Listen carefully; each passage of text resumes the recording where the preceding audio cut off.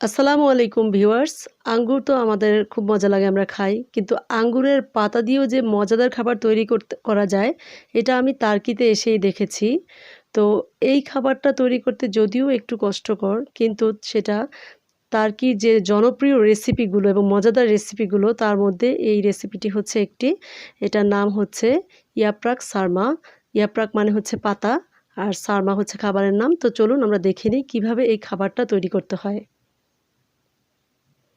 এইজন্য আঙ্গুরের পাতা নিয়ে নিয়েছি। আপনারা এখানে দেখতে পাচ্ছেন আঙ্গুরের পাতা নেওয়া হয়েছে। তারপর সেই আঙ্গুরের পাতাগুলোকে বোতলের মধ্যে রাখা হচ্ছে। কয়েকটা পদ্ধতিতে রাখা যায়, দেখুন কিভাবে রাখছে। এভাবে করে রেখে দিতে হবে। আরেকটা পদ্ধতি আছে, সেই পাতাগুলো বয়মের মধ্যে রাখা যায়। এই যে ছিপি বা বয়মের মুখটা খুব ভালো করে দিয়ে আটকিয়ে রাখতে হবে। এরপর এখান থেকে ১ সপ্তাহ পরে, ১ মাস পরে, ১ বছর পরেও এখান থেকে নিয়ে ব্যবহার করা যাবে। এরপর বয়ম থেকে বের করে গরম পানি দিয়ে ভিজিয়ে রাখতে হবে ৩-৪ মিনিটের জন্য। পাতাগুলোকে আলাদা করে দিতে হবে। এরপর পানি থেকে তুলে একটা খোলামেলা জায়গায় কিছুক্ষণের জন্য রেখে দিতে হবে। এছাড়াও এভাবে বাজার থেকে অথবা সুপার শপ থেকে কিনতে পাওয়া যায়, যেটা সিরকায় ভিজানো থাকে। তখন ওখান থেকে নিয়ে একটা বাটিতে আলাদাভাবে ফ্রেশ পানিতে ধুয়ে নিতে হবে। ধুয়ে নেওয়ার পরে এটা গরম পানি দিয়ে ভিজিয়ে এরপরে ৩-৪ মিনিট মতো সিদ্ধ করে নিতে হবে। এবার সারমার জন্য ভিতরের উপকরণ তৈরি করে নেওয়ার পালা। সেজন্য অলিভ অয়েল নিয়ে নেওয়া হচ্ছে ১ গ্লাসের মতো। কারণ হচ্ছে যেহেতু পাতার পরিমাণ বেশি, তার উপর ডিপেন্ড করে তেল নিতে হবে। তারপর এর মধ্যে দিয়ে দেওয়া হচ্ছে ৪টা পেঁয়াজ কুচি। আবারও বলছি, এই পেঁয়াজ তেল পরিমাণ অনুযায়ী, যে পরিমাণ আপনি তৈরি করবেন সে পরিমাণ অনুযায়ী নিতে হবে।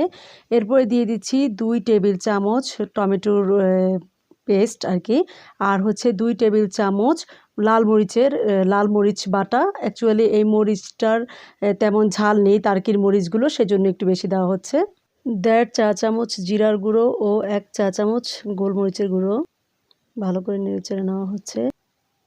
অল্প একটু আনারের রস দিয়ে দেওয়া হচ্ছে, বিশেষ প্রক্রিয়ায় তৈরি। আর দিয়ে দেওয়া হচ্ছে অর্ধেকটা লেবুর রস এবং স্বাদমতো লবণ। আর দিয়ে দেওয়া হচ্ছে শুকনা পুদিনা পাতা গুঁড়ো। তো ভালো মতো নেড়েচেড়ে ২ গ্লাস চাল দিয়ে দেওয়া হচ্ছে।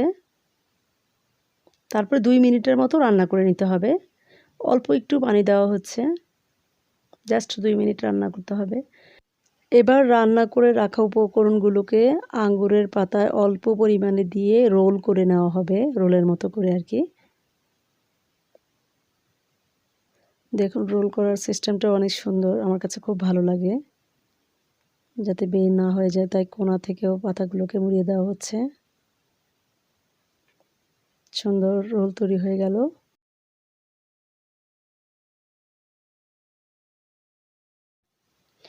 এবার একটা পাতিলে সুন্দর করে সাজিয়ে দেওয়া হচ্ছে। তারপর এর উপরে ছোট ছোট করে কতগুলো লেবুর টুকরো দিয়ে দেওয়া হচ্ছে এবং অল্প একটু গরম পানি, খুব বেশি না।